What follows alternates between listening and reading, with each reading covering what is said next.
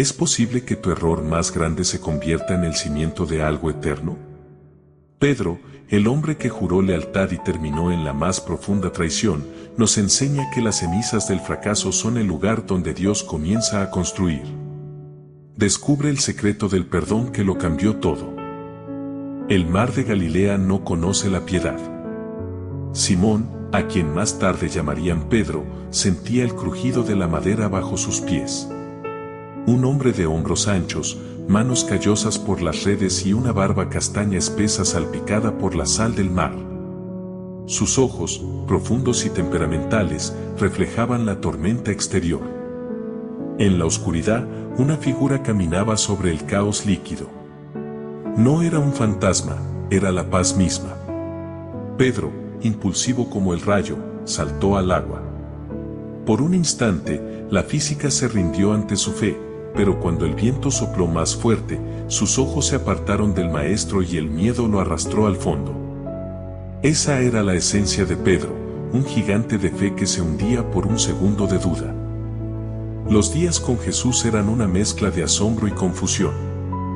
En la región de Cesarea de Filipo, Jesús miró a aquel pescador tosco.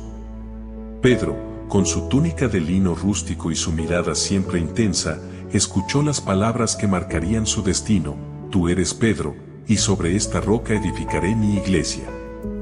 Él no se sentía como una roca, se sentía como arena que el viento movía. Pero Jesús no veía al pescador confundido, veía al apóstol que sostendría el peso de una nueva era. La lealtad de Pedro creció hasta convertirse en una armadura de orgullo. La última cena estaba envuelta en un aire denso, casi irrespirable. La luz de las antorchas danzaba sobre el rostro de Pedro, resaltando su mandíbula fuerte y su expresión de desafío. Cuando Jesús habló de traición, Pedro golpeó la mesa. Aunque todos te abandonen, yo no. Su voz era firme, cargada de una sinceridad dolorosa. Jesús lo miró con una tristeza que Pedro no pudo comprender en ese momento. Antes de que el gallo cante, me habrás negado 3 veces. Esas palabras cayeron como piedras frías sobre su pecho, pero su ego se negaba a aceptarlas. El jardín de Getsemaní era un laberinto de sombras. Mientras Jesús sudaba sangre en la agonía de la entrega, Pedro luchaba contra el cansancio. Sus ojos se cerraban, traicionando su promesa de vigilar. Cuando llegaron los guardias con antorchas, Pedro reaccionó como un animal acorralado. Desenvainó su espada y cortó la oreja de un ciervo. Fue un acto de valentía mal dirigida. Jesús, con una serenidad sobrenatural, sanó al hombre y reprendió a Pedro. El pescador vio cómo se llevaban a su maestro, quedándose solo con una espada inútil y un corazón lleno de sombras. En el patio del sumo sacerdote, el frío calaba hasta los huesos. Pedro se acercó a una hoguera, tratando de ocultar su rostro bajo el manto. La luz del fuego revelaba sus rasgos, la frente ancha, la nariz recta, la barba descuidada por la angustia. Una joven lo señaló. Tú estabas con él. Pedro sintió un frío más intenso que el de la noche. No lo conozco, dijo, y la primera grieta apareció en su alma. El miedo, ese monstruo silencioso, se había apoderado del hombre que quería ser roca. La segunda y la tercera negación fueron más rápidas, más desesperadas. Pedro incluso llegó a maldecir para convencer a los presentes de que no tenía relación con el Galileo. Al final de su tercera mentira, un sonido agudo rasgó el aire, el canto de un gallo. En ese preciso instante, Jesús era conducido por el atrio. El maestro giró la cabeza y sus miradas se encontraron. No hubo juicio en los ojos de Jesús, solo una compasión que destruyó el orgullo de Pedro. El pescador huyó a la oscuridad, rompiendo en un llanto que parecía no tener fin. El sábado fue un desierto. Pedro se escondía en la penumbra de una habitación cerrada, con el rostro hundido en sus manos callosas. El eco de su propia voz diciendo no lo conozco se repetía en su mente como un martillo. La muerte de Jesús en la cruz había sellado su traición. ¿Cómo podía el príncipe de los apóstoles ser un cobarde? El peso de la culpa era una cadena que le impedía respirar. Para Pedro, el reino de Dios se había terminado y él era el responsable de su propio exilio espiritual. El domingo trajo rumores imposibles.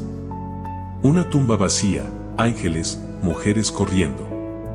Pedro corrió al sepulcro con la desesperación de quien busca una última oportunidad. Dio los lienzos, pero no al maestro. Días después, regresó a Galilea. Volvió a sus redes, a su antigua vida, sintiendo que no era digno de nada más. Pasó una noche entera lanzando la red al agua sin pescar nada, un reflejo perfecto de su propia alma vacía. Pero al amanecer, una voz desde la playa lo llamó. Al reconocer a Jesús en la orilla, Pedro no esperó a que la barca llegara. Se lanzó al agua, nadando con todas sus fuerzas. Al llegar a tierra, encontró una hoguera de brasas y pescado. El mismo escenario que su traición, una hoguera y un grupo de personas. 3 veces Jesús le preguntó, ¿me amas? Con cada respuesta, una de sus negaciones era borrada. Señor, tú lo sabes todo, tú sabes que te amo. Jesús no lo castigó, lo restauró, dándole la orden de cuidar a sus ovejas. El perdón no solo lo liberó, lo empoderó. Años más tarde, el joven pescador impulsivo se había convertido en un anciano sabio de mirada serena y barba blanca.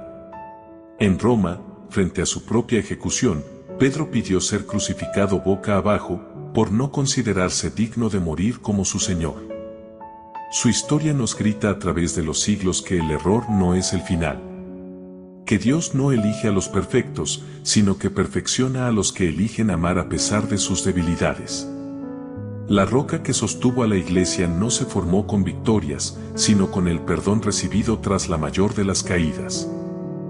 Si alguna vez sentiste que tus errores te alejaron de Dios, recuerda que Pedro fue restaurado en una playa, no en un trono. Suscríbete ahora para no perderte estas historias que sanan el alma.